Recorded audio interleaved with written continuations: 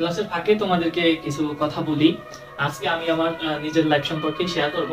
তো তোমরা শিরোনাম দেখে বুঝতে পারছো যে আজকে আমি একটু সস্তা মোটিভেশন দিব যে মানুষ মানুষের অবস্থানকে ভালোবাসে। বুঝতে পারতেছো, মানুষ হচ্ছে মানুষের অবস্থানকে ভালোবাসে। তুমি আমি যে মানুষ, আমাদের ভিতরে সত্তাকে কেউ ভালোবাসে না, আমাদেরকে ভালোবাসে হচ্ছে আমাদের অবস্থানের জন্য। এটার বাস্তব প্রুফ হচ্ছে হয়তোবা অনেকে দেখেছো বা অনেকে ইনশাল্লাহ দেখবে। এই এডমিশন জার্নি শেষ হওয়ার পরেই তোমরা এই বাস্তবতাকে খুব কাছ থেকে দেখবে। আমার বাস্তব কাহিনী একটু শেয়ার করি তোমাদের সাথে। আমার এসএসসি এর আগ পর্যন্ত যত রেজাল্ট ছিল, এইচএসসি পূর্ব পর্যন্ত আলহামদুলিল্লাহ সব রেজাল্টেই খুব ভালো ফলাফল করেছিলাম। বাট আমার এইচএসসি তে হচ্ছে, আগেও তোমাদেরকে আমি বলেছি যে এই এইচএসসি তে আমার 4.17 মার্কস আসে, অর্থাৎ জিপিএ ছিল আমার 4.17। এই ক্ষেত্রে আমার যে যখন রেজাল্ট দিল, তো পরবর্তীতে পরিবার, আত্মীয় স্বজন বলো বা আশেপাশের লোকজন সকলে খুব আপসেট হয়ে পড়ছিল। আর পাশে থাকা যারা লোকজন ছিল, যে আশেপাশের লোকজন, প্রতিবেশী, আত্মীয় স্বজন সকলে বলতেছিল যে আসলে কি করলো, কি করলো। তখন তুমি ফিল করতে পারবা, তখন আমি ফিল করছিলাম যে মানুষ আসলেই আমার অবস্থানকে ভালোবাসে, আমাকে ভালোবাসে না। সো তোমরা বাস্তব খুব শীঘ্রই দেখতে যাচ্ছ। যদি তোমরা চান্স না পাও, সেক্ষেত্রে হচ্ছে তোমাদের এই বাস্তবতার মুখোমুখি হতে হবে। যদি চান্স না পাও, তাহলে তোমাদেরকে বেঁচে থাকতে হবে মৃতভাবে। যেমন আমার এইচএসসির পরে আমি মৃতভাবে বেঁচে ছিলাম। তখন আমি খুব জেদ করছিলাম এবং আমি পণ করছিলাম যে ঢাকা ইউনিভার্সিটিতে আমি চান্স পেয়ে দেখাবই। এবং আলহামদুলিল্লাহ আমি চান্স পেয়েছি। দেখো, আমার এই কথাগুলো বলার সময় আমার হাত প্লাস পায়ের লোম দাঁড়িয়ে গেছে। যাই হোক, আলহামদুলিল্লাহ আমার জিদ ছিল মনের মধ্যে এবং আমার জিদের জন্য আমি সেই রকম পরিশ্রম করছি এবং আলহামদুলিল্লাহ এখন ঢাকা ইউনিভার্সিটিতে অধ্যয়নরত আছি। সো তুমি ওই সময় যদি আমার কথা বলি, আমি যদি ওই যে শোক পেয়েছিলাম, ওই শোকের মধ্যে যদি আমি শক্তিতে রূপান্তর না করতাম, আমি তো তখন আমার শোককে শক্তিতে রূপান্তর করছি।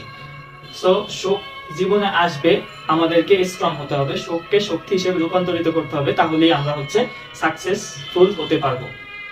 এবং অবশ্যই তুমি পারবে যদি শোককে শক্তিতে রূপান্তর করতে পারো এবং সঠিক পরিশ্রম করো, সর্বোচ্চ পরিশ্রম করো, নিজের সর্বোচ্চটুকু দাও, তাহলে তুমি সাকসেসফুল অবশ্যই হবে। এখন এই তিক্ত অবস্থা পরবর্তীতে আমি এইচএসসির পরে তো খুব তিক্ত অবস্থার মধ্যে দিয়ে গেল। দেন হচ্ছে আমি এডমিশনের এক্সাম প্রিপারেশন চলতেছে, আমার সাথে তেমন কেউ যোগাযোগ করতো না, আমিও কারোর সাথে করতাম না।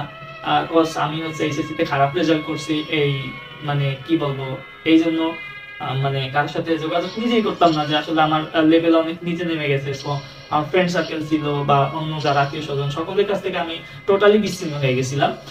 দেন যখন আমার বিউপিতে এক্সাম দিলাম, এক্সামে আমি হচ্ছে প্রথম আমার সাবজেক্ট আসলো না, চান্স পাই নাই, পরবর্তীতে আসছিল আর কি।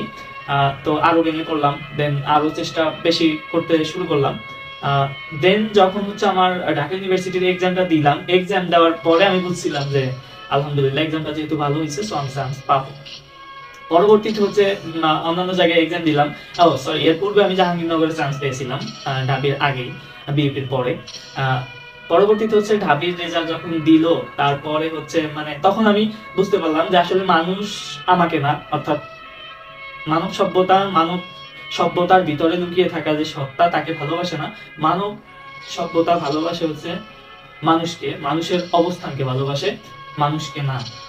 তখন আমার যখন রেজাল্ট দিল, আমি যখন চান্স পেলাম, সো আমার কিছু কি বলে খুব কিছু শুভাকাঙ্ক্ষী ছিল যারা হচ্ছে আমার পেছনে মানে কি বলে, যাই হোক, তারা হচ্ছে আমি তখন বুঝতে পারলাম যে আমার অবস্থানকেই তারা ভালোবাসতেছে। তখন আমাকে সবাই অভিনন্দন, মানে কি বলে, আমাদের গ্রামের ভাষায় বলে যে মাথায় তুলে রাখার মতো ব্যাপার। হ্যাঁ, সবাই ফোন দেয়, এই মানে কত কিছু। আমি জাস্ট তোমাদের সাথে শেয়ার করতেছি যে যদি তোমাদের জীবনে শোক না আসে তাহলে বুঝতে পারবো না। আমি চাই না তোমাদের কারো জীবনে শোক আসুক, বাট আমার পার্সোনাল লাইফের এক্সপেরিয়েন্স তোমাদের সাথে শেয়ার করলাম যে যদি লাইফে কখনো ডাউনফল হয়, সেক্ষেত্রে হচ্ছে তোমার জীবনটা এমন হয়ে যাবে যে তখন তুমি উপলব্ধি করতে পারবা মানুষ তোমাকে ভালোবাসে না, তোমার অবস্থানকে ভালোবাসে। অর্থাৎ যখন আমি ঢাবিতে চান্স পেলাম, তখন তো আমার মনে করো যে সবাই তিতম করছে, আলহামদুলিল্লাহ ঢাবিতে চান্স পেয়েছি, তো সবাই তো কংগ্রাচুলেট করবেই। তখন আমি বুঝতে পারছি।